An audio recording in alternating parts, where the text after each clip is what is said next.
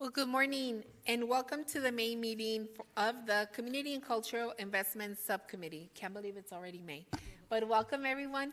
This subcommittee focuses on our city's efforts around sustainability and recycling, our neighborhoods, parks, arts, libraries, and education and Head Start, and homelessness.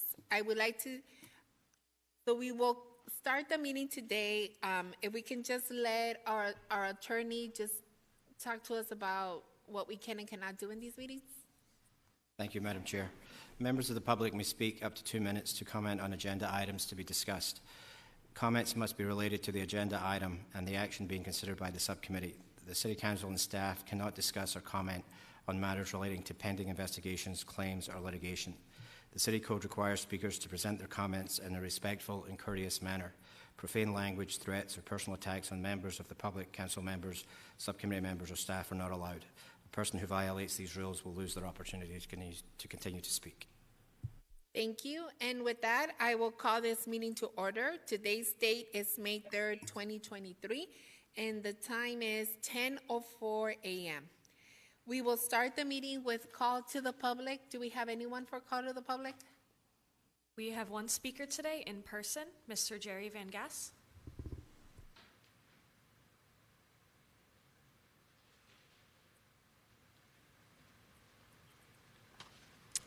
Good morning, Jerry Van Gass.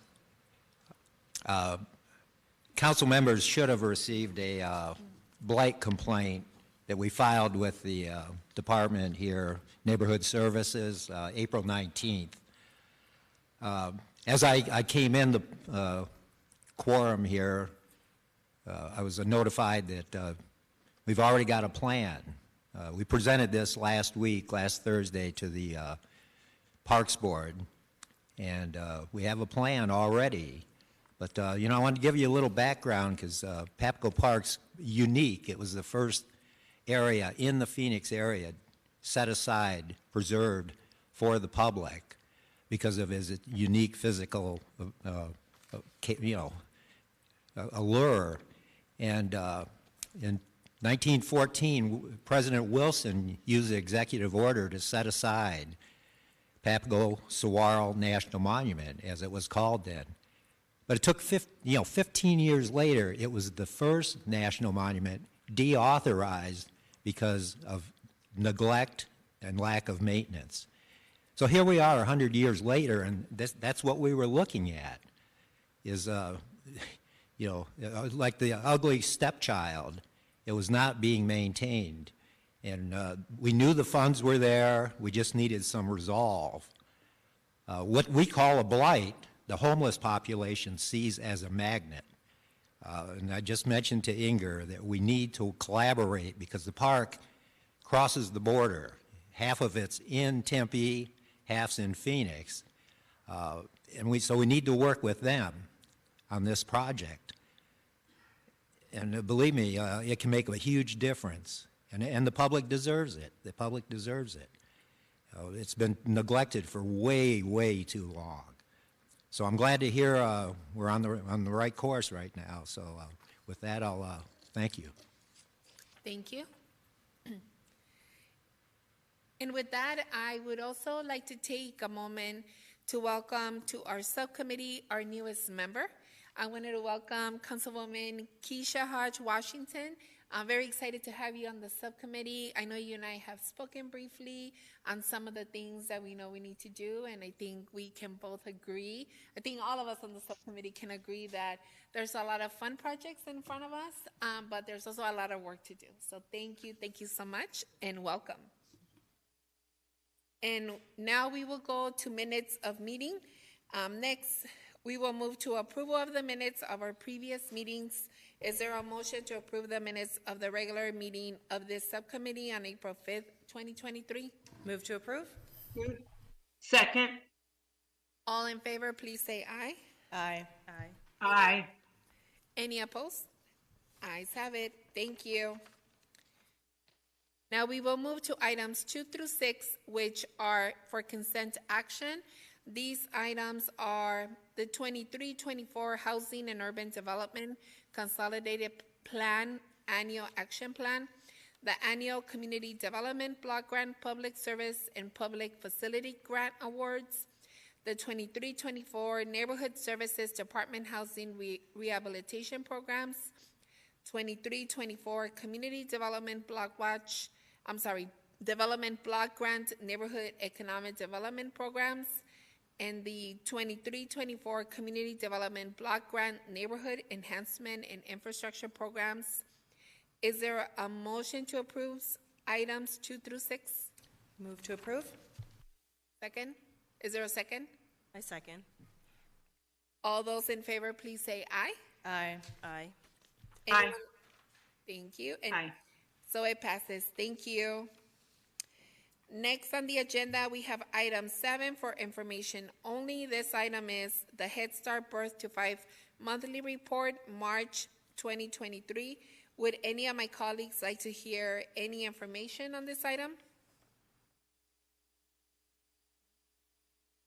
Thank you. We will now move on to items 8 and 9, which are for information and discussion. We will begin with item 8, which is strategies to address homelessness plan update. And I will turn it over now to our Deputy City Manager, Gina Montes, the Office of Homeless Solutions, and the Neighborhood Services and Housing Department. Welcome.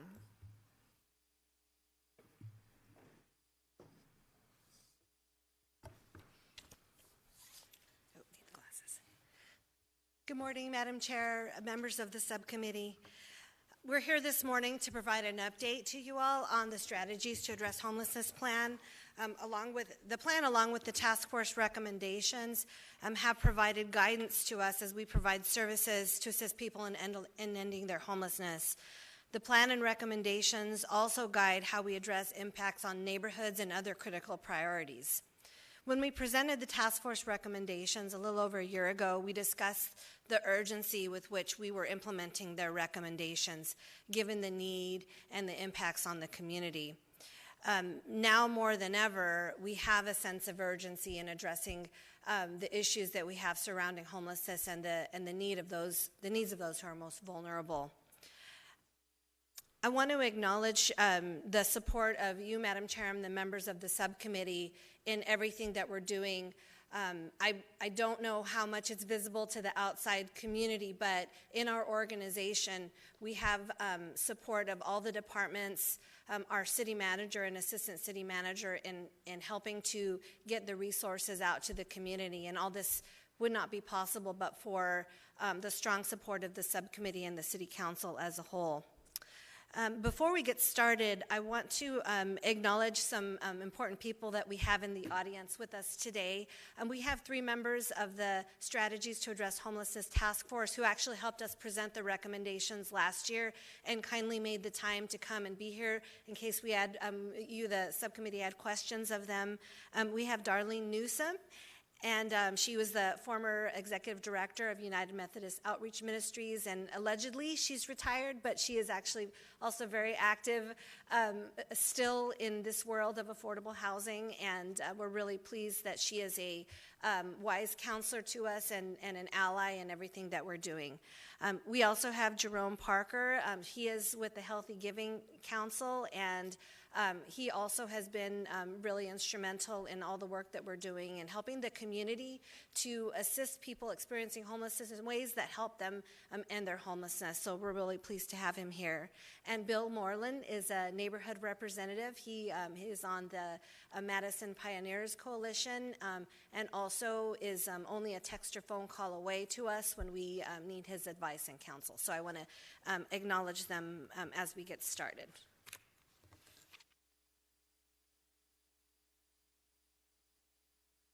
Turning my mic off instead of advancing the slides. Let's see. Not on. That's what it is. Apologies. In June 2020, I just want to recap how we got to this point with the plan and task force recommendations. In June 2020, the initial plan was presented to the City Council, and after that, there was an extensive public input process. Then finally, in October of 2020, the final plan was adopted by the City Council with the recommendation for the creation of a task force appointed by the City Manager's Office. In January of 21, the task force began meeting, and throughout the year had multiple discussions. We had subgroups that addressed specific issues, and that led to the January 2022 recommendations being finalized and presented to the subcommittee. And again, I'll bring up the members of the task force, and I won't read everyone's names, but they spent many, many hours with the staff going through the existing plan, refining, adding clarification, and really prioritizing the original strategies. And with that, I'm going to turn it over to Rachel Milne, our Director of the Office of Homeless Solutions, to continue. Good morning, Madam Chair and subcommittee members. I'm pleased to be here this morning with you. The task force recommendations fell within 4 main categories, including outreach and resources, shelter, housing, which included permanent supportive housing and eviction prevention, and neighborhoods, which includes encampments. The task force recommended 44 separate strategies across these 4 main categories. During today's presentation, my colleagues and I will provide a summary of the recommendations and our outcomes related to each area. Of the task force's 44 recommendations, a total of 71% have moved into complete or ongoing phases. An additional 18% of the strategies are in progress, and 11% of the strategies are in the planning phase. However, we have plans in the works to move most of the in-progress items or better in 2023. The outreach and resources recommendations directed staff to evaluate current outreach procedures and implement best practices, to target our outreach to those hardest to serve, to implement a dashboard of services for the public to monitor progress, and to coordinate with the criminal justice system. The city leads the region in our outreach practices, both relating to our internally staffed outreach teams and our external partnerships. The City of Phoenix is the largest funder of street outreach in the region. We continue to refine and improve our outreach efforts in all of the recommendation areas. In the last year, we've created a new outreach arm within the city called our Homeless Liaison Team.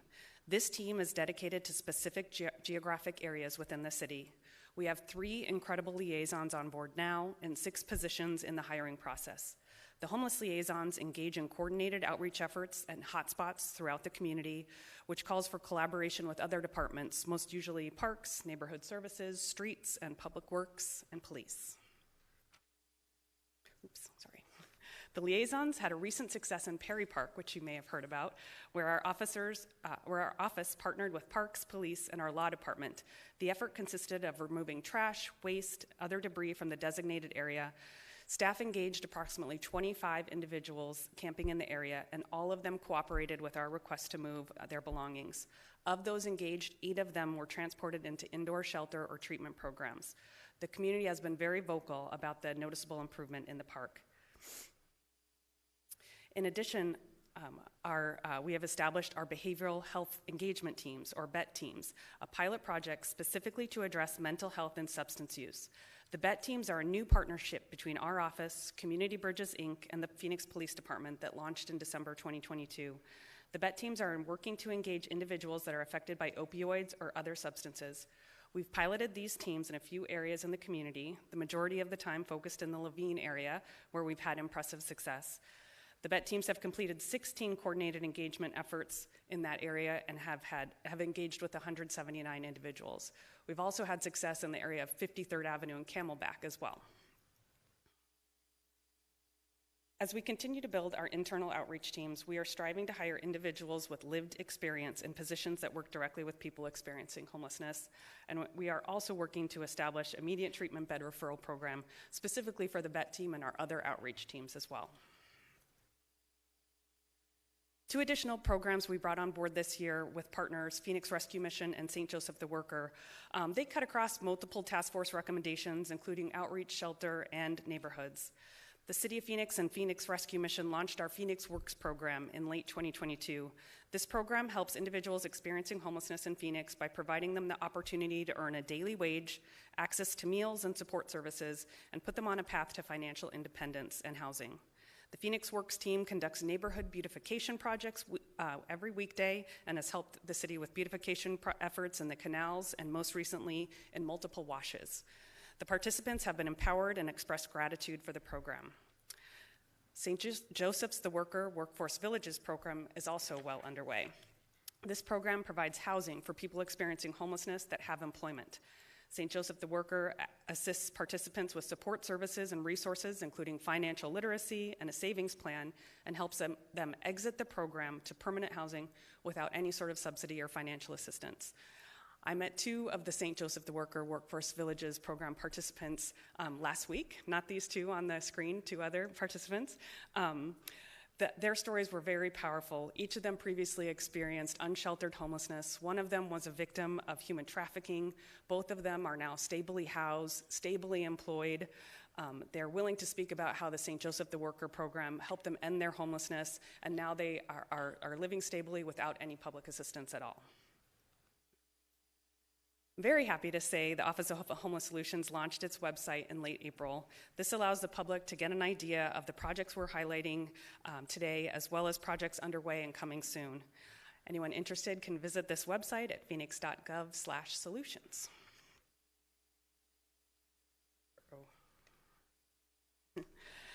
Transparency was one of the cornerstones of the task force recommendations, and the Office of Homeless Solutions website links to the city's newly created Homeless Solutions dashboard, which provides data transparency for the city's emergency shelter, street outreach, and rapid rehousing providers. The task force made several recommendations relating to the way in which the city develops and funds emergency shelter. They requested that we include trauma-informed care practices at all shelters, ensure that new shelters are smaller, specialized, and not centralized in one area of the city, and that we bring on new beds quickly.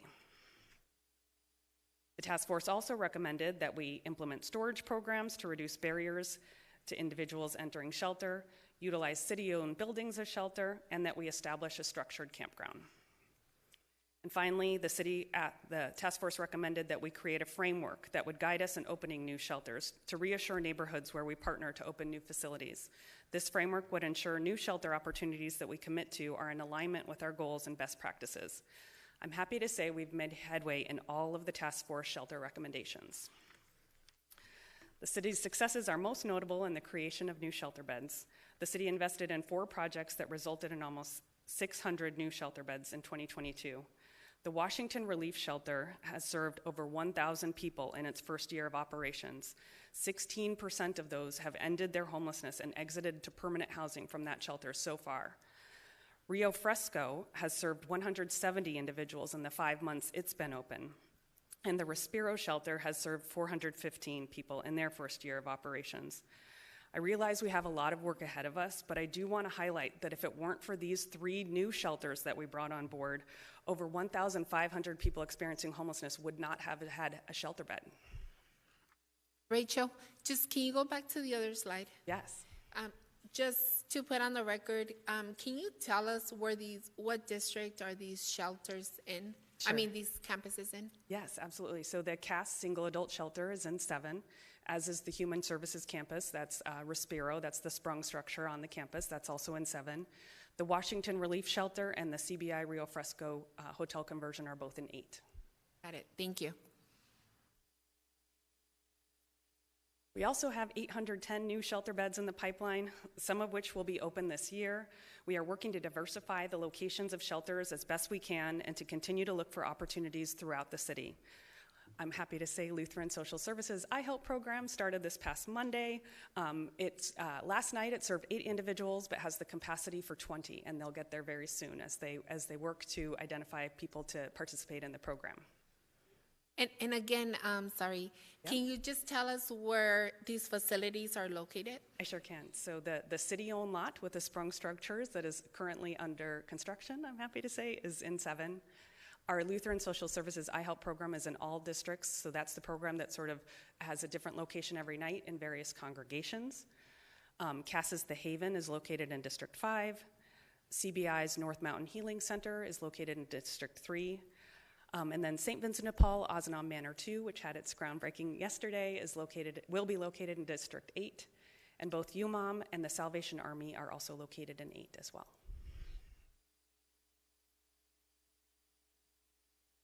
The city remains committed to rapidly standing up heat relief activities for individuals experiencing homelessness in and around the Human Services campus. 3 tents are now available on or around the campus during the summer heat. Each is equipped with evaporative coolers. Chilled water is also available at multiple locations on and around campus. We also rapidly stood up 2 indoor locations for people experiencing homelessness outside the campus area, one at our Sunny Slope Family Services Center, which will open May 15th, as well as one at the Watkins Resource Center. St. Vincent de Paul is helping us operate both of those indoor heat locations.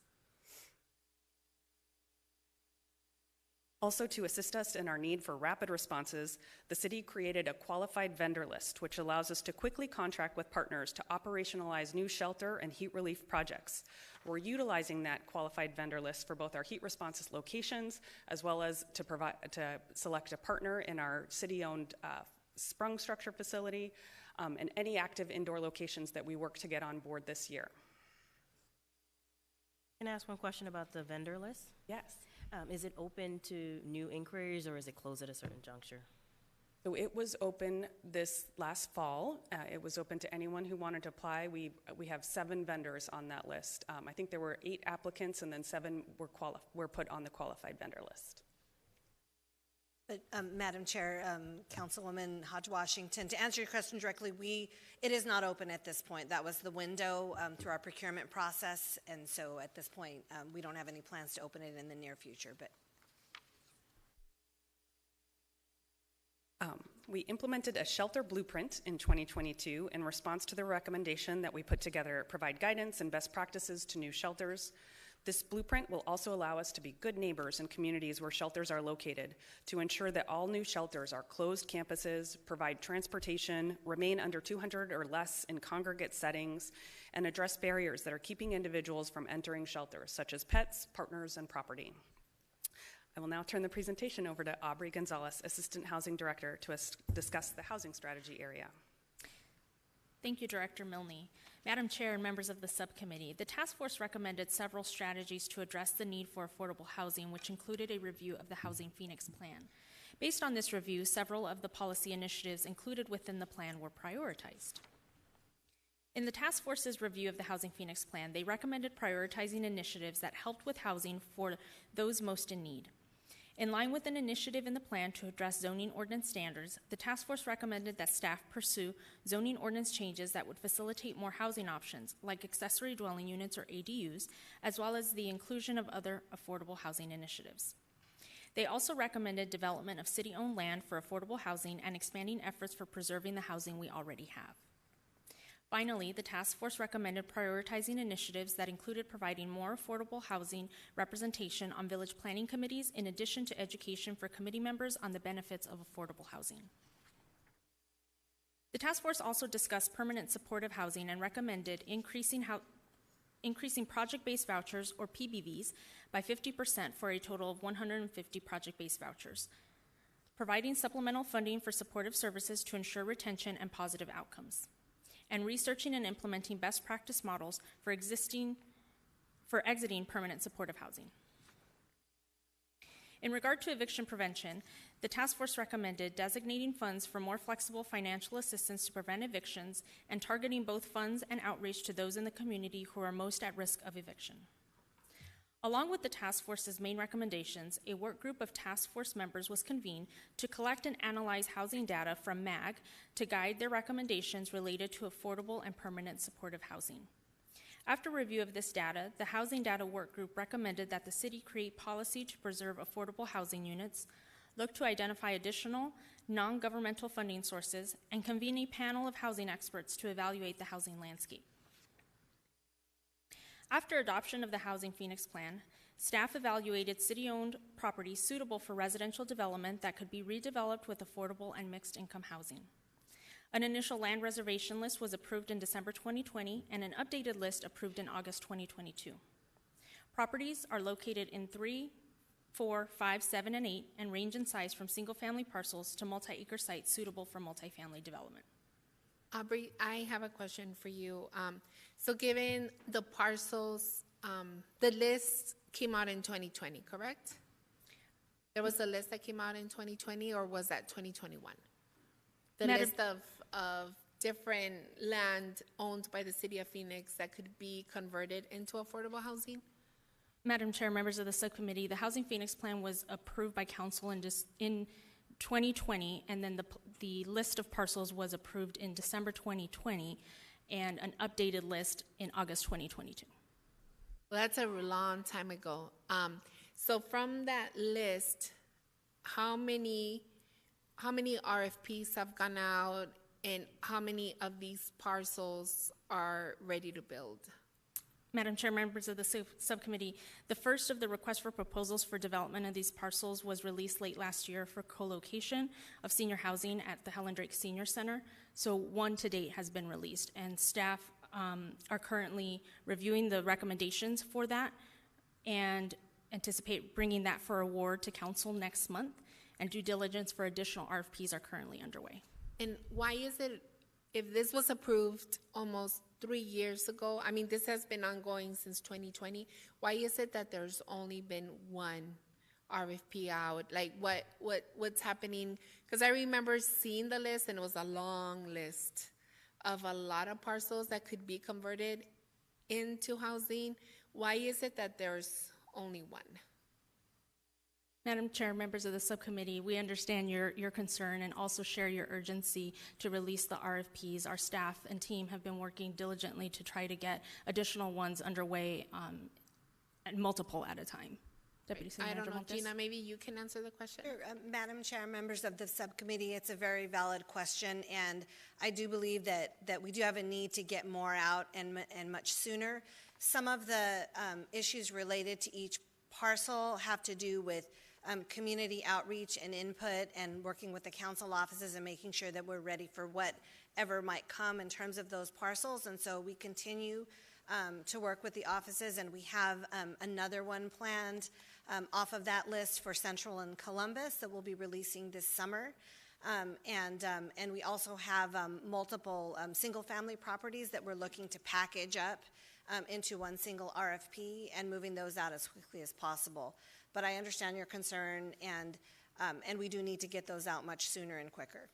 Gina, I still don't think I heard an answer. Is it community? Is it the council members? Is it like, what's the, because I know that when we knew that we could convert Helen Drake, we went out there, and I think within a day or two, we went out, we got community input, we got everyone together in a meeting, and we started moving on it. And I think we went and we picked that site, right? It wasn't even part Correct. of the original list, right? My office was incredibly proactive in terms of, like, okay, we need some. We know that we can put it behind Helen Drake. Let's move on it. So I guess I just don't feel like I'm hearing an answer. Understood, and that is valid, and you're correct. That was really due to your office identifying that particular parcel and us moving to get that issued. And I believe it's a combination of all those factors that I listed above, in addition to the housing department and our staff levels and getting a new team up and going. We had multiple members of the management team that were hired in the last year, and so it is a combination of our staff resources, the need for community outreach, and the coordination with the council office. This is the best answer I can give you at this point, Madam Chair. Yeah, I just think there's a lot of urgency around this. First just want to say all of you guys are doing an amazing job in terms of putting the committee together. Our committee members, thank you guys for being here today, and for all of your guys' hard work. But I think it's going to be incredibly difficult to move any of these pieces if the housing question is not answered. Part of why I was asking where are all these new facilities going, it's 100% going against the plan, because I heard a lot of 8, right? I heard a lot of 8. I heard a lot of 7. And we said that we were going to spread the love throughout the whole city, right? If we are going to make a dent in this, and if we are not going to fall into the same issues, right? As we've seen in downtown with Cass. I think that we're starting to create, that now everything is going to be concentrated in 7 and 8. And I just think that, I guess, is there a real plan and is there consensus with all the other council offices, that we are actually going to be able to move and do more around housing? Because you guys can continue to put people through services and do all that hard work and the day-to-day of doing the 7, 8, 9, 10 touches on folks. And I know that takes a lot of work to do that. But then what happens? Because right now we don't have beds, correct? Madam Chair, members of the subcommittee, we definitely need more beds. We every night are scrambling to see where the capacity is in the available shelters, and so I will acknowledge that we need more. And just, I hear what you're saying. We are looking for every available property. We have mapped citywide and by district where the allowable zoning and areas are by district.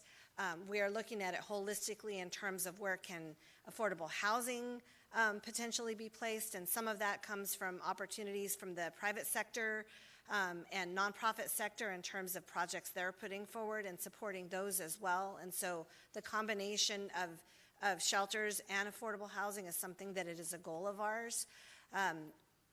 When we have an opportunity, for example, the Washington shelter, there was a vacant building that we had immediate access to, and it was in the appropriate zoning, and we had to go through still a process for a permit for that, and that was in district, that is in District 8, and so to us, we needed that opportunity, and if we have the opportunity, there's an appropriate property and it will work, then we are pursuing the ones that in addition to looking citywide, the ones that we are able to cite options. And the other example is our upcoming property at 22nd Avenue and Lower Buckeye, and that is a city-owned parcel. It is surrounded by other uses that are city uses and no residential close by.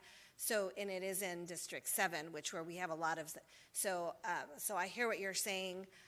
We need to look at all options, and I, that's the best I can say in terms of, I hear what you're saying, and it is a priority, and we're taking every potential opportunity that we can find in this crisis situation we're in. Yeah, I just think that, again, that's in District 7, and it's not that far away from where we have a lot of challenges, and we've been talking to the neighbors.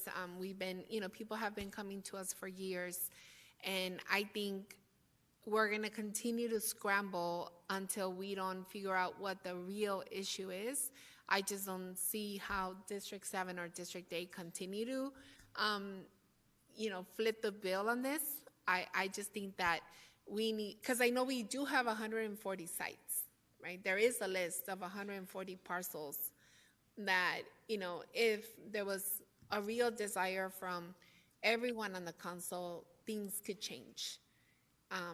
And look, and I know you're not going to say it. I can say it. I'm going to say it, right? Because I just don't think that it should definitely fall on 2 or 3 council offices to really make a change. We've been listening. We see it every day. I call you guys all the time on what's happening on Camelback. I think we've been very proactive. I know 7 and 8 have been very proactive. So I just want to put it on the record that, we're not going to be able to solve this issue until we don't have more council offices ready to do a lot more affordable housing. And it shouldn't just fall on one part of the city or just in a certain sector. It should be something that falls throughout the city. But I get it. You guys have zero control over that. I think you guys are doing as best as you guys can in terms of putting the plan together, executing the plan. I think that's incredibly important. Sorry, I know I cut you off in the middle of the presentation, but I was, just a little bit of... Madam Chair? Yes, Councilwoman? Thank you, if I might. I think it might help, too, to kind of dig into what some of our nonprofits are doing. For example, the House of Refuge, which is located in the Sunny Slope area, they recently bought an apartment complex and they're renovating it, and it is focusing on affordable housing. I know you have a UMOM project in your district. I have one in my district. I think for me, it would help to see what our partners, the various nonprofits are doing as well, to see where they're focusing and if there's a way we can help them and direct them to other parts of the city as well. Just a thought. And again, Jean, I don't know if you already got that kind of information or not, but that would certainly help me. And then, I'm happy to reach out to the nonprofits and encourage them to locate in various parts of our city. Thank you. And Madam Chair, members of the subcommittee, Councilwoman Stark, there is a list that MAG keeps. There's a map of all of services with respect to homelessness, and it has many of the properties that you're referencing that can easily be accessed.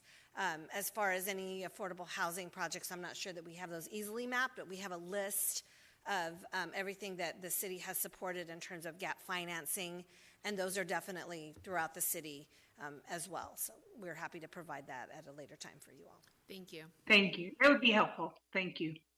Thank you, Madam Chair. Sorry, go ahead. Thank you. Launched in 2020, the Landlord Incentive Program is an innovative program created as a strategy to incentivize private market landlords to rent to voucher holders. The incentive program provides a $2,000 payment for each housing assistance payment contract executed. A total of $5.5 million in funding has been provided for this program through CARES Act and ARPA funding. Through April 2023, more than 2,500 incentive payments have been made, and over 360 new landlords are now participating in the Housing Choice Voucher Program. Based on the amount of incentives we have made thus far, we project to disperse all remaining funds by June 2024. The Housing Phoenix Plan looks to prioritize affordable housing preservation in addition to new construction or creation through its goal of creating or preserving 50,000 housing units by 2030. Staff has developed and expanded programs to preserve existing housing like the landlord incentive, ARPA affordable housing gap financing, and NSD's rental rehabilitation programs. Vice Mayor has a question. Thank you. Aubrey, I was just wondering, I've always tried to better understand this term that we use of created and preserved X number of units. Can you talk a little bit more about what that means? Madam Chair, Vice Mayor Ansari, so the plan outlines a goal of creating or preserving 50,000 units. So creating would be new construction of affordable units, and we define affordable up to 80% area median income and below. And preserving could be through NSD's rehabilitation program, where we're continuing to invest in preserving those units. It could also be through building, funding rehabilitation projects through our home gap financing. Preservation in that sense, where we typically will place land use restrictions to retain that affordability period for a certain amount of time. And what is the breakdown between how many we have created? I know we're somewhere around 24,000, right? Towards our 50,000 goal. What's the breakdown between how many we've actually created new and how many we have preserved? Yes, Madam Chair, Vice Mayor Ansari. So through March, the end of March of 23, we have a total of 29,627 units towards that 50,000 goal. Of those, in the affordable category, we have created 1,845 and preserved 3,242. So that is what we have tracked based on certificate of occupancy and other data between city-owned or city initiatives, nonprofits, other developers. Okay, so of the 29,000, somewhere around 5,000 are considered affordable. Are the rest just market rate? The balance of that, so market is 18,810 created, and then workforce, which is defined as 80% to 120% area median income, is 5,730. So the majority, yes, is market. Those percentages are about 63% market and 17% affordable. And did we have actual goals with the breakdown, or was it just 50,000 preserved or created just housing, or did we have goals around affordability in there? Madam Chair, Vice Mayor Ansari, the goal is 50,000 housing units. It did not break it down by category. Okay. Okay, thank you. Units preserved for affordability through these city programs are tracked and included in each quarterly Housing Phoenix Plan report. Through March 2023, over 3,000 units have been preserved for affordable housing, and we're currently working with a consultant to complete an updated needs assessment and housing unit gap analysis. This assessment will provide us updated information to develop revised metrics and evaluate additional housing goals surrounding both creation and preservation of units. Staff continues to conduct outreach on the Housing Phoenix Plan and the need for affordable housing in the community, both to city boards and outside groups. Outreach in 2022 included discussions with Planning Commission, Phoenix Community Alliance, and Greater Phoenix Economic Council, among others. In June 2022, City Council approved 100 project-based vouchers for 7 affordable housing projects, several of which included supportive services as part of their proposals. In total, the project-based vouchers for these projects will support over 500 new housing units in the community. Working with the Planning and Development Department, several text amendments addressing increased housing options are underway. These include text amendments for an affordable housing framework, parking standards for affordable housing development, and accessory dwelling units. To aid in increasing affordable housing development representation, housing staff in working with the Mayor's Office to update the boards and commissions' application to highlight affordable housing experience. Per the task force's recommendation, staff is also working with multiple departments, including Community and Economic Development, to compile a list of housing experts and develop an agenda for a forthcoming forum that will include affordable and workforce housing topics. A main strategy of the housing area was eviction prevention. With over $140 million in ARPA funding, the City of Phoenix Emergency Rental Assistance Program has served over 18,500 households through a combination of rental or utility assistance, ensuring that people who were experiencing a financial hardship caused by the pandemic or demonstrating risk of homelessness or housing instability could receive funding to prevent evictions. I will now turn the presentation over to Spencer Self, Neighborhood Services Department Director. Thank you. Madam Chair, members of the subcommittee, the strategies to address homelessness plan included a commitment to identifying tools and interventions to address the impact on neighborhoods. This commitment was reinforced by the task force in prioritizing some key efforts, including providing targeted resources to neighborhoods disproportionately impacted, including working with providers to create public safety plans in neighborhoods where new shelters and services will be located. Support for the creation of a private property cleanup program to help high-impact neighborhoods, and a recommendation to expand the gated alley program, which at the time of the task force recommendation was still a pilot. The city responded, encouraging good neighbor agreements that help set expectations for the providers, the city, and surrounding neighborhoods. On the provider side, it required detailed site planning, including crime prevention through environmental design principles, operating considerations such as having a closed campus and services provided at the facility, a commitment to working with city staff if issues do arise, and a way for neighbors to contact responsible parties to address neighborhood concerns. The city would also commit to providing appropriate resources to ensure the community and facility are supported and to facilitate coordination on the issues of crime and safety. Good neighbor agreements have been signed for the Haven, North Mountain Healing Center, and Washington Relief Center, and one is in progress on Rio Fresco. In addition, this year the City Council allocated funding and approved the private property cleanup program pilot, which was launched with a focus on the area around the Human Services Campus and Hatcher Road, and the gated alley program, which was expanded to a full program this year, and we will see more than 100 alleys gated in just the next few months. I'll pass it back to Rachel.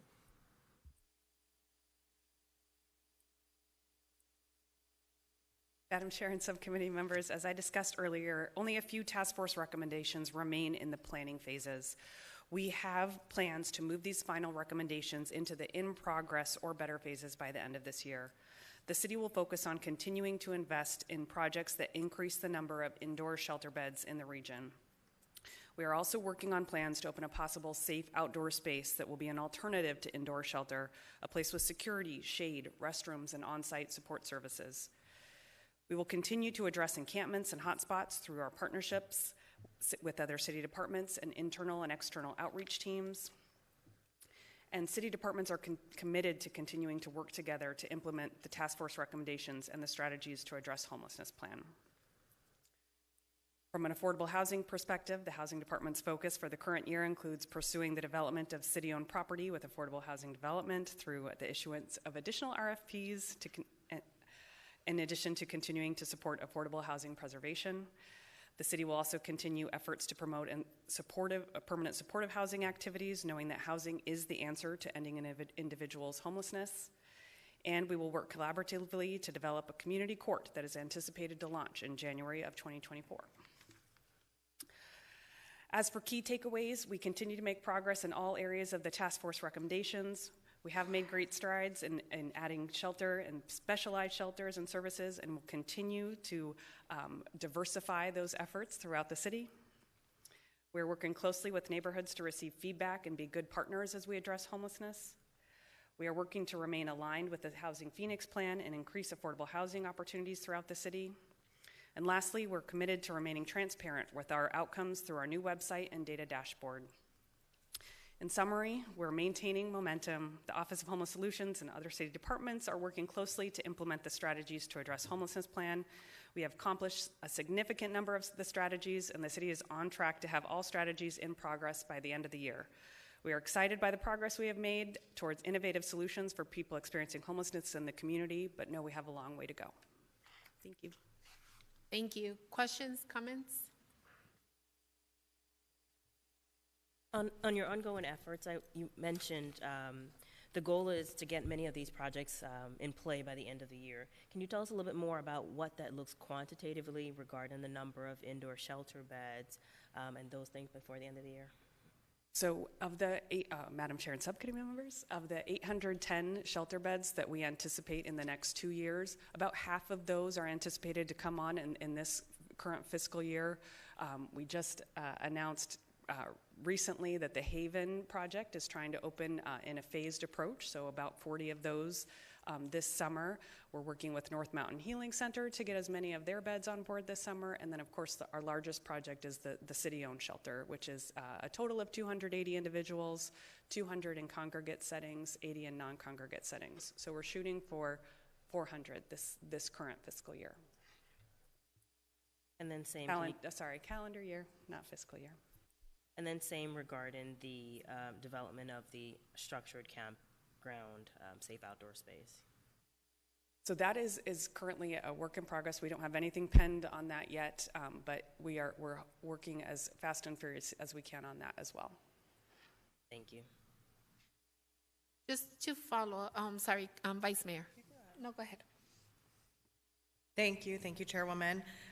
First of all, I just want to thank you all for the update. I echo what the Chairwoman said in regard to you all doing incredible work. It's really, really amazing to see how far we've come in the last 2 years, and I think the most impressive that I see personally is the number of shelter beds that we've put up last year and the ones that are forthcoming this year and the outreach services. So thank you so much. I know you all are working day in and day out. I also want to congratulate you on the website. I think that looks great, and that is going to be such a helpful tool for us to be able to share with the community. And for those asking, what is Phoenix doing to address the biggest and most challenging issue in our city? I think that is going to go a long way. So congratulations there. I'm also really excited to see the implementation of I don't know how to say the acronym, but the Substance Abuse and Mental Health Services Administration principles of trauma-informed design into the creation of new shelters. I think that is great, and the fact that we are prioritizing wraparound services in all of the shelters that we build is really fantastic. I think where I am most concerned is probably, is aligned with what Councilwoman Guardado was sharing. I think some of the pieces in regard to housing in particular that we have identified here as housing accomplishments, I don't think we can quite say they're accomplishments yet. We have, here the list of city-owned parcels. If we've only had one RFP go out and only a couple more in the pipeline of the 130 sites, I don't think just the fact that we have the plan on paper and that's, there, we can tout that as an accomplishment yet. Similarly with the zoning work, you know, we've been talking about ADUs since I got on the council. I know it's been a discussion for years prior to that, and we still continue to kick the can down the road. And while we're prioritizing it this year, and our planning director has told us that it's going to be on the agenda in September, I still find it very concerning that when housing is our most urgent crisis and we are investing so much in shelter beds and the temporary solutions that we absolutely need, and I hope we continue to invest more in that from our general fund, we have to have a next step when it comes to affordable housing. So if it would be possible in the next iteration of our plan to actually maybe increase the goals specifically around creating or preserving affordable units, I think we need to develop a timeline around the 130 parcels and actually putting out RFPs and starting to build those parcels. And again, on the zoning side, you know, I think I've said this before, and I'm not scared to say it. I think that if we don't take serious, far-reaching action this calendar year as a city council, then, you know, I think there are many good things happening at the state level in regards to zoning reform, and I think that's the biggest thing holding us back. So I hope to see us move much quicker on that. But the few questions I do have, and this one is for homelessness solutions in particular.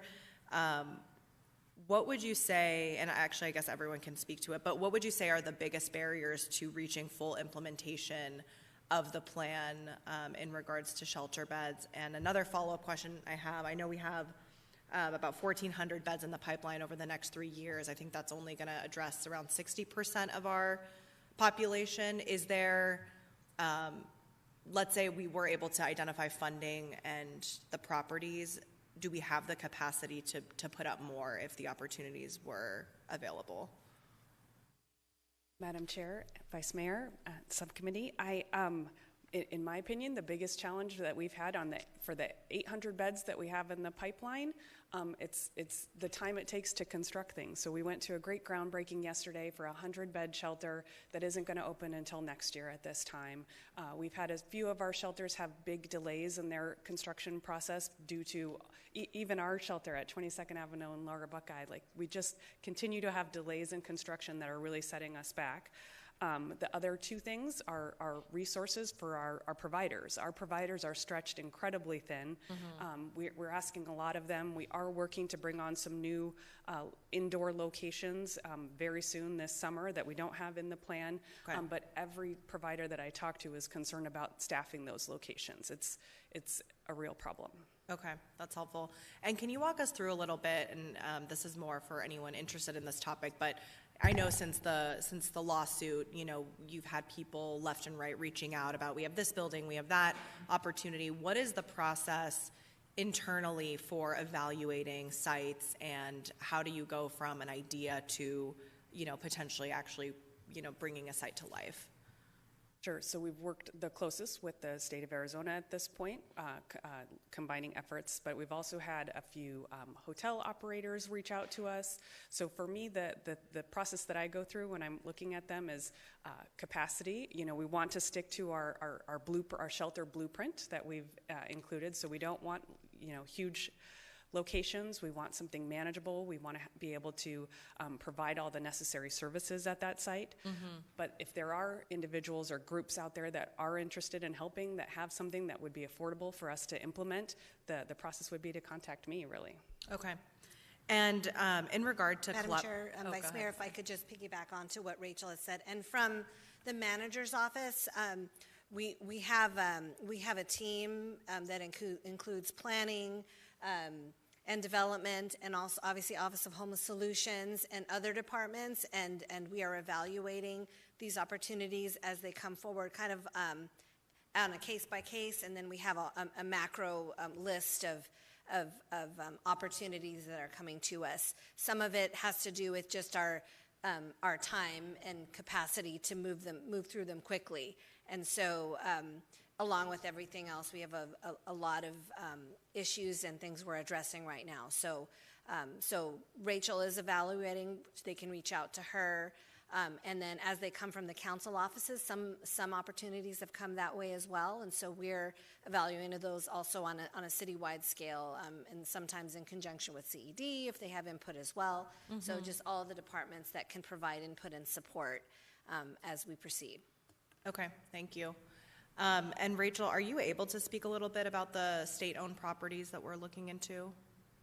We should have something very soon that we can put in place, but the Arizona Department of Administration has been really great to work with. They've let us know what they have available. They have a lot of vacant parcels, so they've been, we don't have anything set in stone with them yet, but we hope to very soon. Okay. Great, that's it. Thank you. Thank you. I just wanted to follow up just on the ADU. I don't know, Josh, maybe you can come up. Sorry to put you on the spot. I mean, I do think that we have a big challenge. I know that, there's a lot of things that I know we've been talking about that for a very long time. And I can just talk on personal experience. I think if my mom didn't live with me, she would probably also be homeless, right? And, we know that a lot of our folks that are on fixed income, especially our seniors, if they don't have a family member that's willing to take them in, if they don't have something to fall back on, that's a population that we've seen grow. At least we saw it through the pandemic, which then, strike the idea of Project Haven and what we're doing around the Haven out in District 5. But I think that there are a lot of families that be more than happy to be able to build something in their backyards. So where are we in terms of being able to make the changes that we need to make to allow that to happen? Just as a comprehensive approach, right? In terms of how do we deal with the different sectors of our community that are starting to experience homelessness? I don't know, Josh, if you can talk to that. Madam Chair, members of the subcommittee, absolutely. As I've testified at other subcommittees, we are scheduled to get out to the community through the village planning committees next month with the draft language. I will tell you that while it certainly has taken us longer to get to this point, I think there is some opportunity in the fact that we're here in this moment. First and foremost, we had an opportunity to take a look at what some other cities across Arizona have adopted. And I will tell you just anecdotally, some of their language hasn't resulted in a slew of ADUs being developed. And that's because their language maybe needs to be tweaked. And so we've been able to learn from those lessons. Furthermore, as Vice Mayor Ansari referenced, we're having some, what I would say, productive conversations down at the legislature that may result in some legislation being adopted before the end of the session. What the timing of our text amendment with the end of session allows us is to make sure that what we're writing and what we're putting through aligns with that language. So that if we were to, let's say we were to run something now, and then the legislation passes, and then we'd have to go amend it again before someone, the timing works out just very well, that what we're going to be putting forth next month will be in alignment, or will have the opportunity to make some adjustments to be in alignment with any legislation that's passed. What you'll see when we do produce it, it is going to be very comprehensive. I think it will be the leading example of how to do ADUs, duplexes, and triplexes across the state, and certainly something that will be responding to the urgency of the moment. So excited to get started on that, and thank you for your leadership again. Josh, if we could just schedule at least a briefing with my office just so that we can see what is it that you're thinking about proposing, that would be great. Madam Chair, members of the subcommittee, absolutely. We are in the process of finalizing the language. As soon as that is done, we will be scheduling briefings with Mayor and all the council members to walk you through it before we start engaging with the village planning committee members. Perfect, thank you. And then just another thing that just rose to me as we were going through all the challenges with the trailer parks situation. I know that we're still in the middle of all of that as well. As we are the 5th largest city in the country, and it is a little mind-boggling to me that we only have 6,000 vouchers in the city when other cities have 3 times more vouchers than we do. I know that, from the 10 cities, we're one of the lowest ones. I know that Chicago receives 5 times more the vouchers that we get here in the city. And we reported that over 16,000 residents in Phoenix are currently on the wait list to receive a housing voucher. So I guess, do we need to work with government relations? What do we need to do, and who do we need to talk to be able to get at least the fair amount that we deserve here in Phoenix? And I know that maybe 7-10 years ago this was not our biggest issue here in Phoenix, but now it is. I just think that we need a plan. I don't know if it's you, Gina, talking to folks we need a plan on how is it that we can ring the alarm and say other cities get 50, or does someone have that answer on why smaller cities get more vouchers than we do, even though we're the 5th largest? Madam Chair, members of the subcommittee, thank you so much for bringing that subject up. I completely agree with you that it's unfathomable to me that our level of need is met with such a low amount of resources in that area, specifically from the federal government.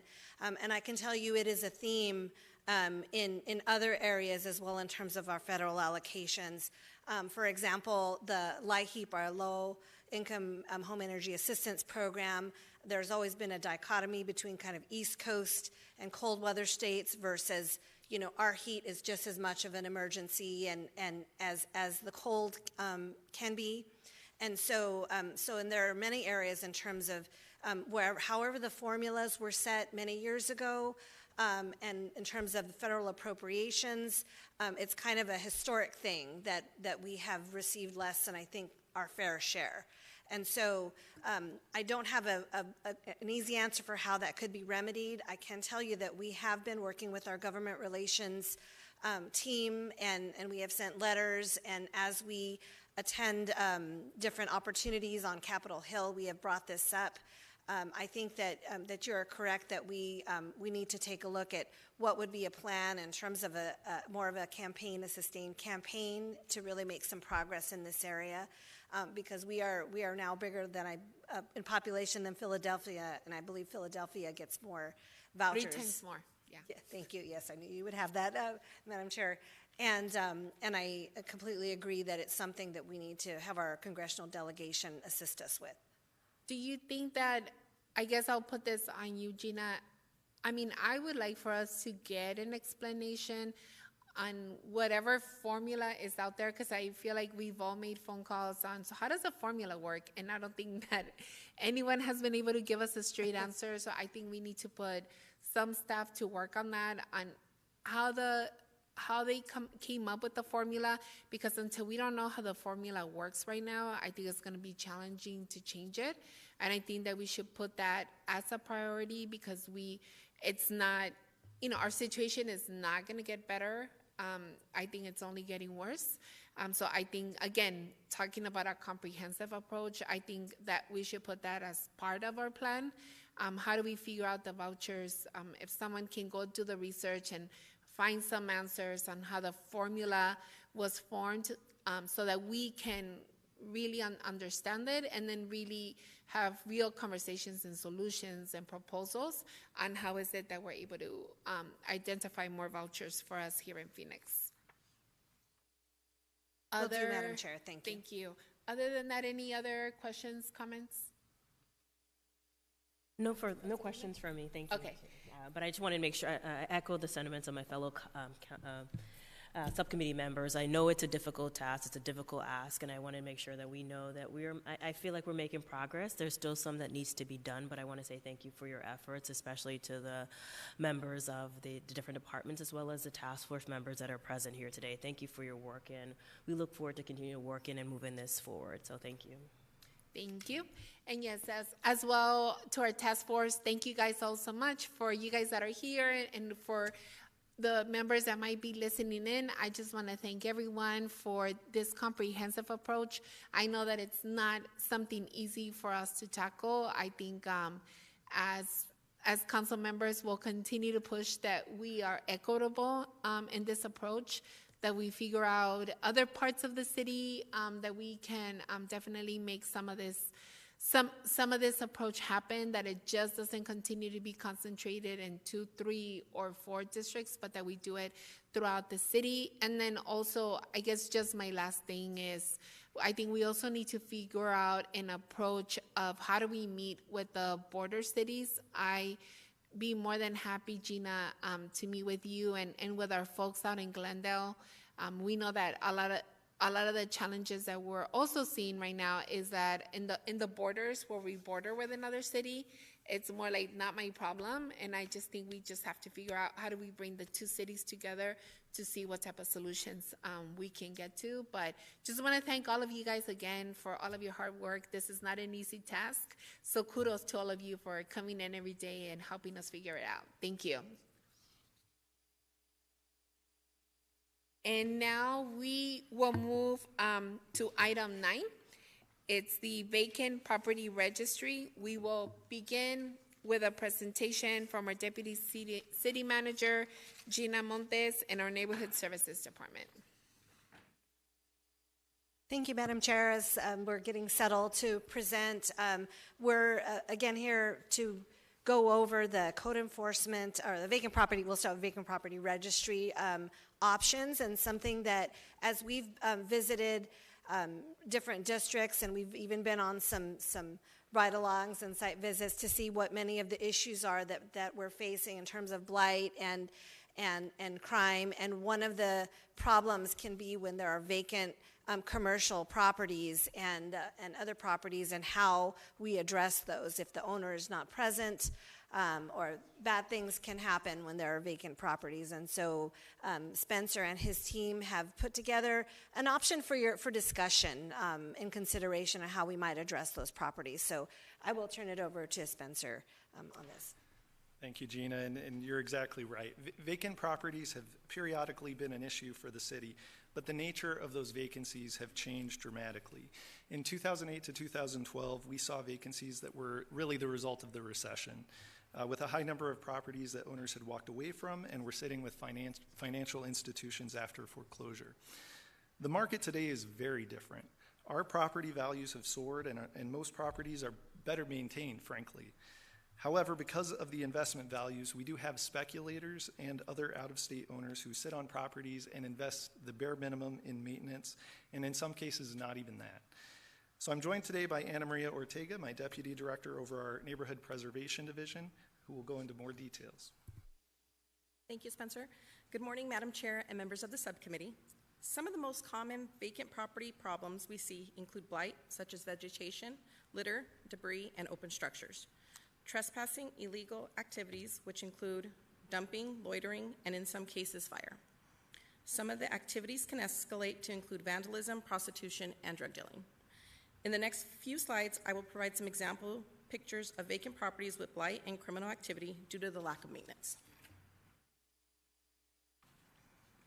This is a vacant commercial building with broken windows, severely fire damaged, and has graffiti, debris, litter, and high vegetation throughout the property. When a property becomes vacant and inaccessible and does not receive ongoing maintenance by a property owner or responsible property, it can become a target for blight and criminal activity. When this property became vacant, the violations came next. The building windows were broken and the boarded doors were breached. Next came the litter, debris, graffiti, and high vegetation. Even though a temporary security fence was placed around the building, criminal activity was able to occur with the fire being set inside the structure, severely damaging the interior and creating additional unsafe conditions at the property. This is a large vacant lot with litter, debris, high vegetation, and encampments. Continuation of that same lot. This is another large lot, vacant with litter, debris, high vegetation, and dry vegetation. Additional encampments, as well as evidence of fires occurring on the lot. These properties clearly demonstrate what happens when property owners or responsible parties are not properly educated or fail to maintain their properties per the city ordinance. The benefits of a registry include identifying properties that are vacant and obtaining good contact information for property owners, including out-of-state owners, for code enforcement and emergency situations. A registry would allow staff to educate property owners proactively and offer resources to assist owners when securing and maintaining their property. Additionally, it would help reduce the amount of time it would take to get the owner to bring the property into compliance when a violation does occur, by providing contact information for a local responsible party. Finally, it would allow the ability to increase penalties for noncompliance. So staff researched 10 medium to large U.S. cities to determine if a property vacant registry would enhance the enforcement process on vacant or abandoned commercial and residential properties in the city of Phoenix. Representatives were asked if they had a registry, how it was administered, registry requirements, and how enforcement is conducted. The results of the survey are as follows. 9 of the cities surveyed had registry programs. 8 of the 9 cities managed the registration themselves, and 1 utilized a vendor. Their fees varied widely from $50 to $1,985 per year. 10 cities hold the owner and the lender responsible, with most of the cities focused on having the lender register the property once a foreclosure process has started, and that really goes back to what Spencer discussed regarding the foreclosure crisis. We are not seeing that here in Phoenix. Our properties that are owned outright by a single individual, a family, or an LLC, generally they do not have loans associated with them. Loans associated with them? All right, thank you, Anna Maria. So based on the research and what we're seeing in the field, what we're proposing is a framework that would require commercial properties, lots with 10,000 square feet or more, and residential properties with 50 or more units to register if vacant for more than 30 days. We're not intending to address single-family residences or small infill lots that we see in the interior of neighborhoods, because that's not really where we're seeing the major issues related to this kind of activity. We're talking about along major thoroughfares, commercial properties, these large lots that we've been struggling to deal with. And as Anna Maria mentioned earlier, one of the major requirements of that registry would be to provide an in-state contact that could respond to address issues in a timely fashion. They would be required to update that registration information within 10 days if contact information or occupancy changes. And otherwise, they would be required to refresh their registration annually. Rather than charge a fee, as some cities do, we are proposing providing a free online portal to help reduce barriers and to create a similar format to the registration we established for short-term rentals. As part of the registration process, we would provide education about common issues that we see with these vacant properties, the responsibilities of the owners, and resources available to assist. In particular, we would like to provide them with a seamless process to sign an authority to arrest to give police the ability to address trespassing if appropriate, a graffiti removal waiver to allow neighborhood services staff to access the property to address graffiti vandalism, and a private property outreach access waiver to allow the Office of Homeless Solutions staff or contractors to access the property to provide outreach and offer services to unsheltered individuals or other people in crisis. And we would also provide information about crime prevention through environmental design and how to request an audit if needed. And really, by offering education and resources on the front end, we hope to avoid many of the issues we're currently seeing on these types of properties, expedite resolution if they do occur, and hold property owners accountable when the violations are not resolved appropriately. Now, so far, we've only spoken to the promising aspects of this proposal, but on this slide, we identified some of the challenges. We've already begun working with law to draft a new ordinance language, including what penalties may be appropriate for noncompliance. We recognize that we may have difficulty in ensuring the registration information is kept up to date, which may run counter to the intent of the program if we cannot get a hold of the appropriate party when an issue does occur. While we do not expect a significant amount of additional staff work related to the registry, we would want to verify what resources may be necessary to administer and enforce the registry, including technology. While the city has existing software for registries, such as what we use for the short-term rental registry, it must be customized for this application and may require additional effort to offer the resources that were mentioned on the last slide. But none of these challenges are insurmountable. So pending the guidance of this subcommittee, we intend to take the following next steps. 1, continue to work on the framework and draft the ordinance language, conduct community and stakeholder outreach over the summer, and further identify resources that may be needed so that we can ultimately bring back an update in the fall. And with that, we're happy to answer any questions you may have. Spencer? Madam Chair? Yes, Councilwoman, go ahead. Sorry, I apologize. I was up around the Desert Ridge area about a week ago, and Spencer, there was a lot of vacant property up there in estate land, and I did see some encampments. How are we going to address those parcels? Because they do qualify under your guidelines.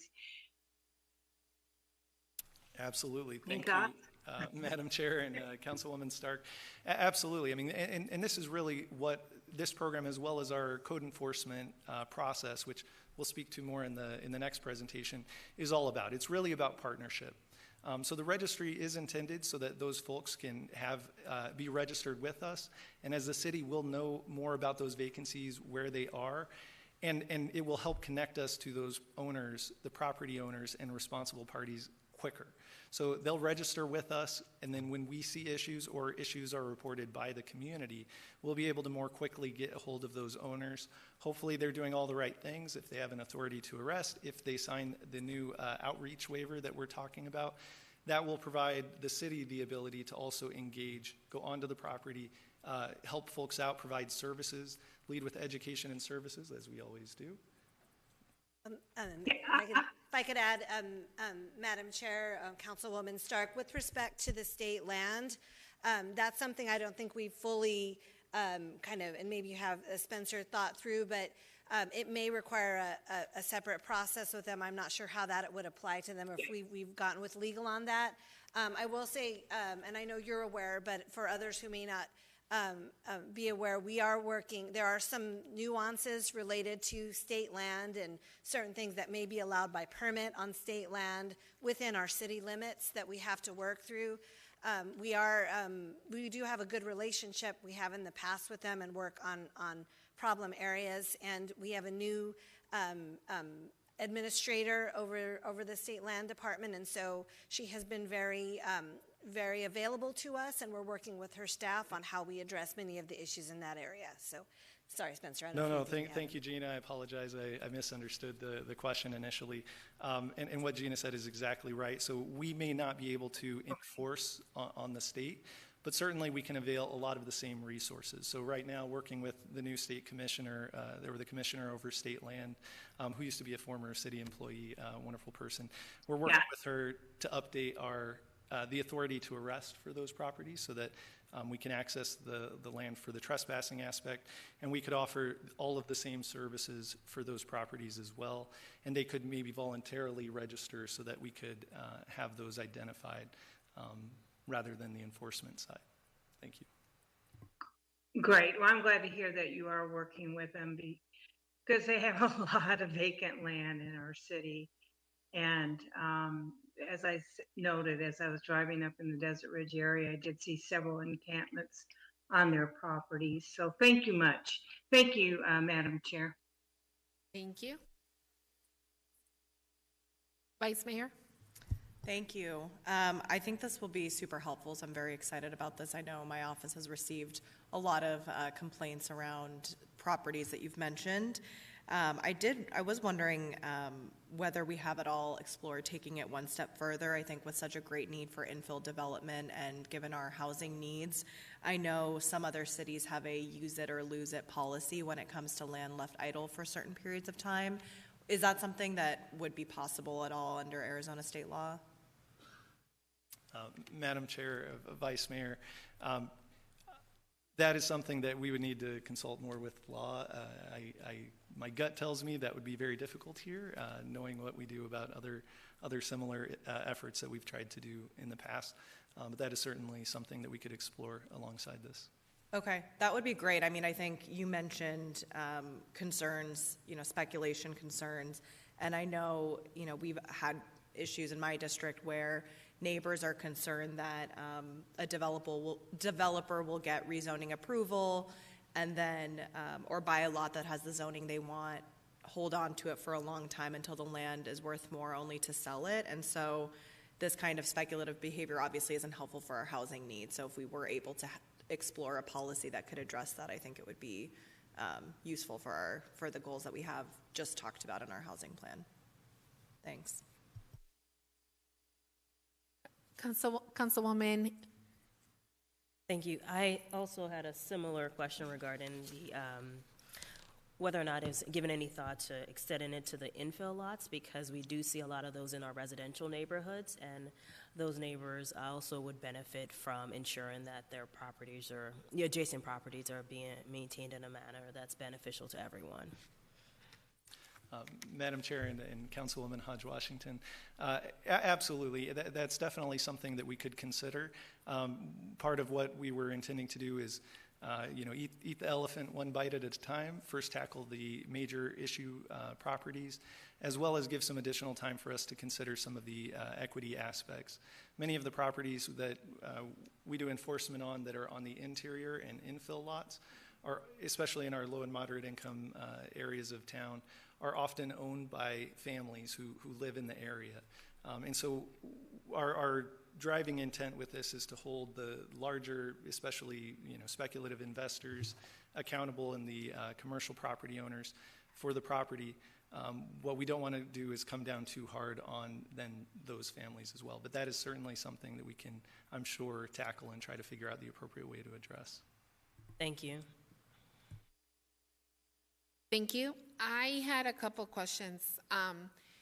So for example, right, we had the Village Inn, right?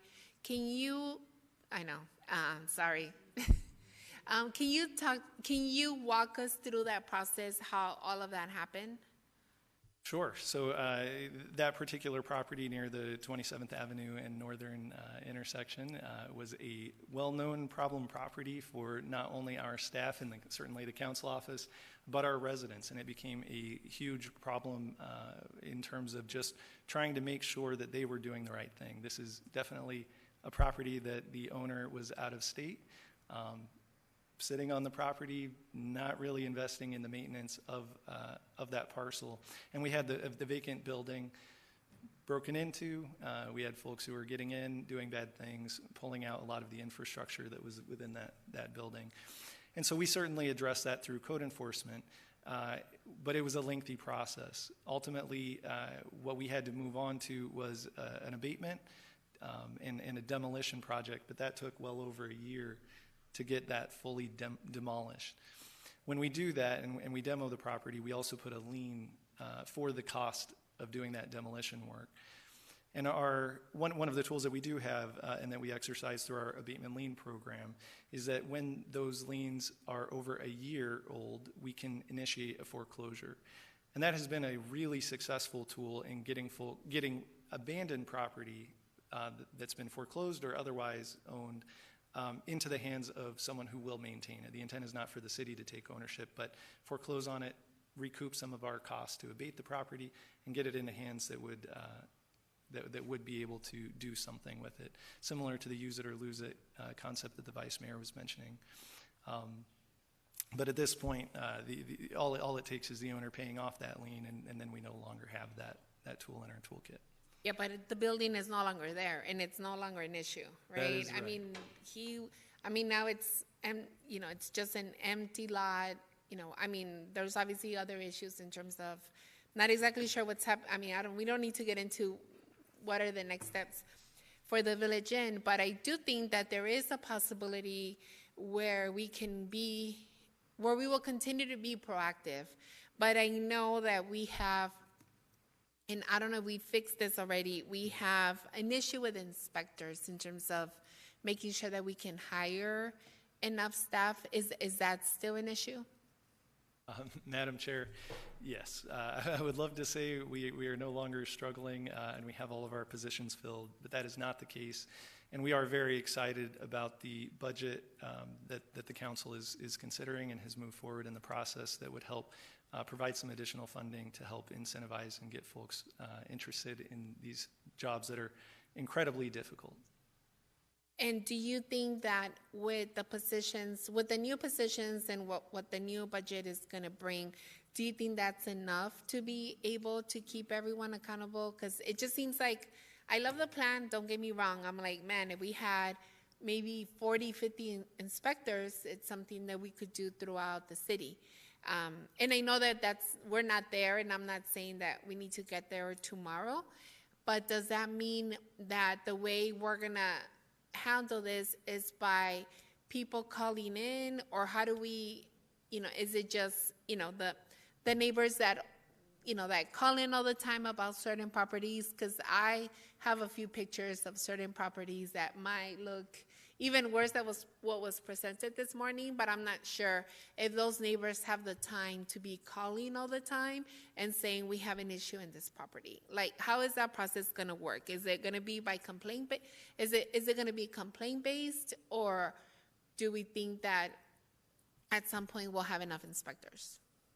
Sure. So, Madam Chair, that's a great question. At this time, we were intending to still maintain our code enforcement process, even with the vacant properties, being that they would be complaint-based, other than in key strategic areas where we do have some plans that we've built with the public, such as our community safety plans. However, that is certainly something that we could look into. It would absolutely require additional positions and staff to be able to operate in a manner that would be able to meet the needs sufficiently for what you're describing. However, I do think that is something that we could look at, maybe periodic inspections of all of those properties that are on the registry.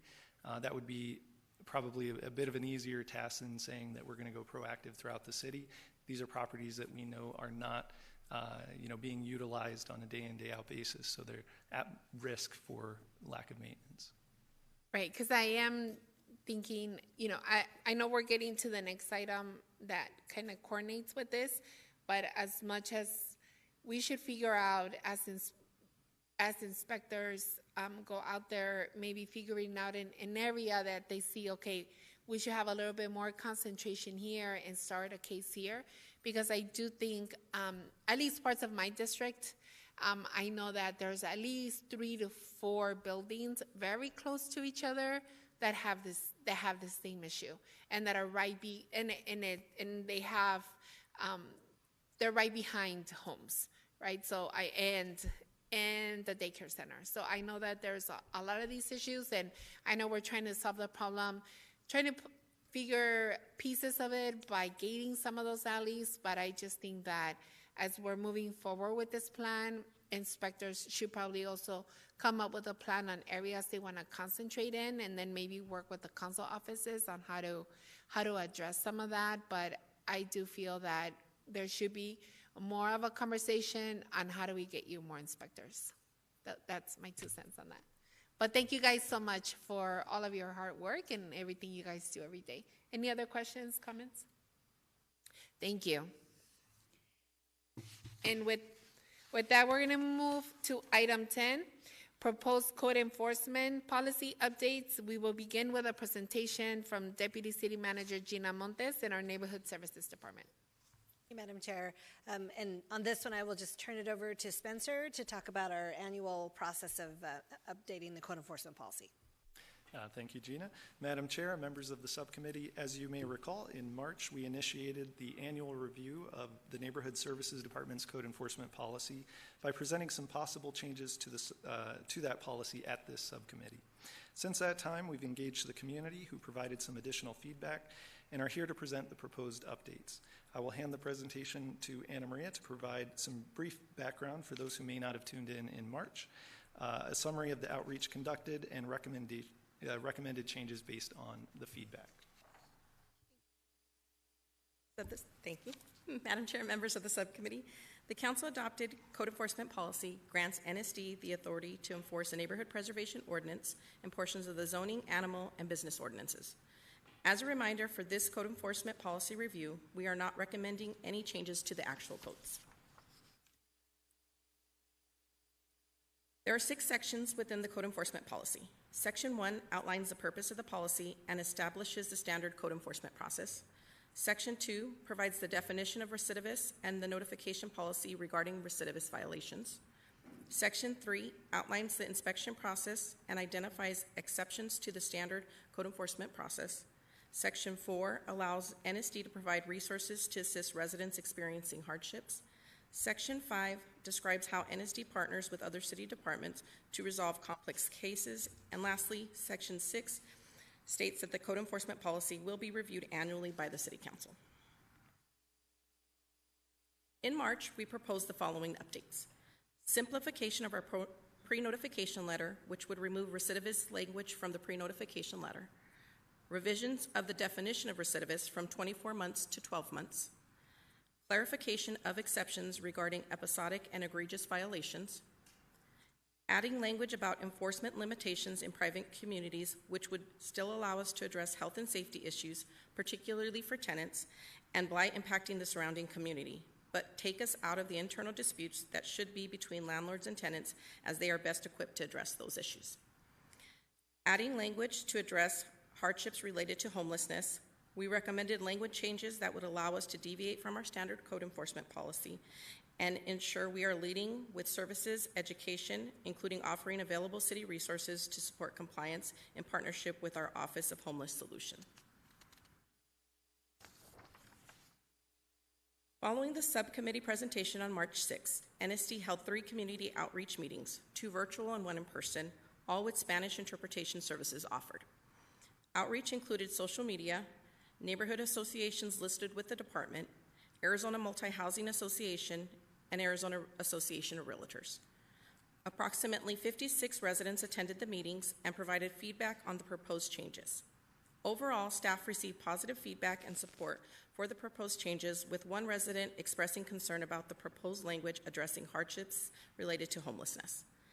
Additionally, the community provided input specific to short-term rental properties, the length of time for notice of ordinance violations, and illegal signage enforcement.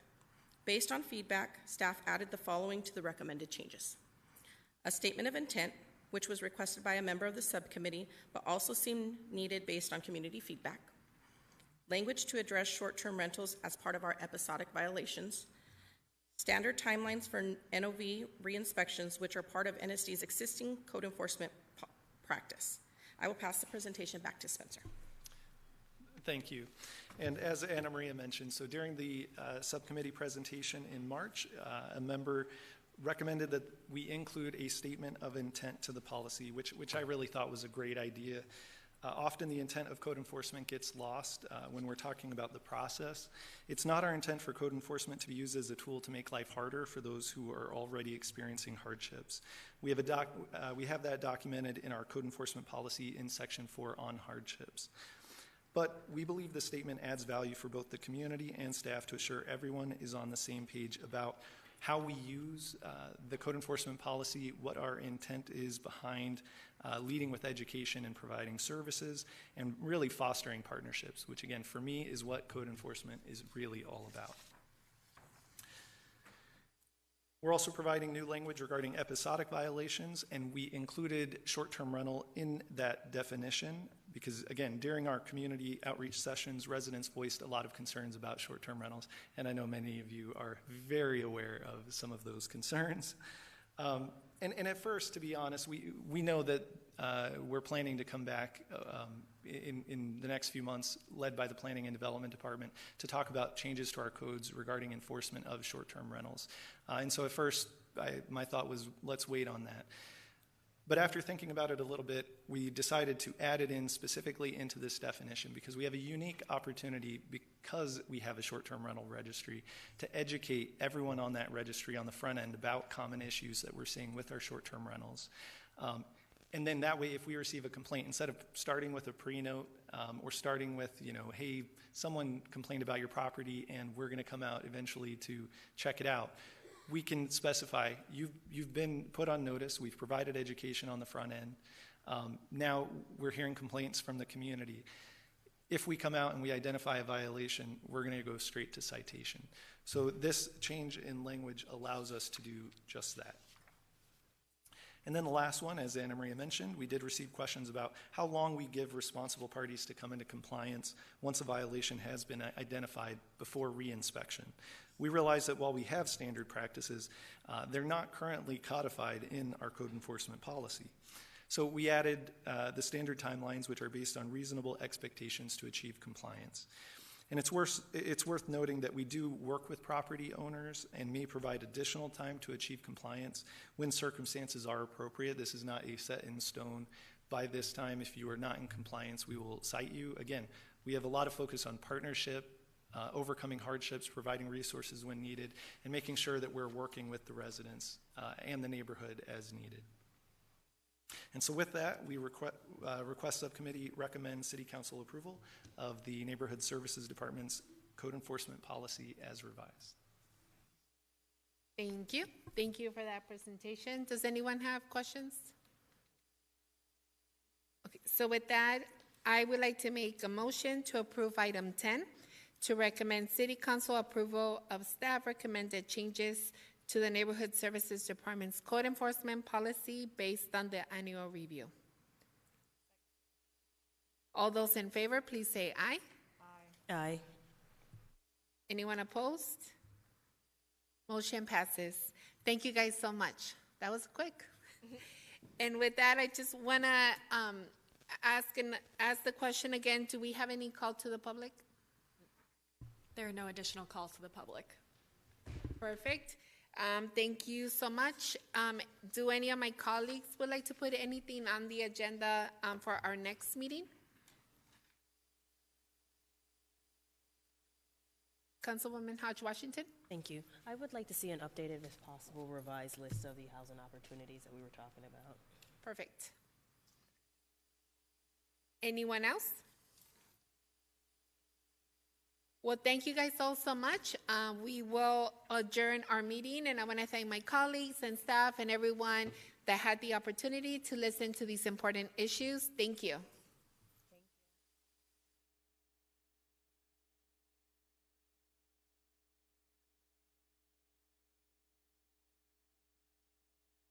Only used for 100 tons? Really? Well, that adds up to be really substantial water savings. Yes. Is there anything else you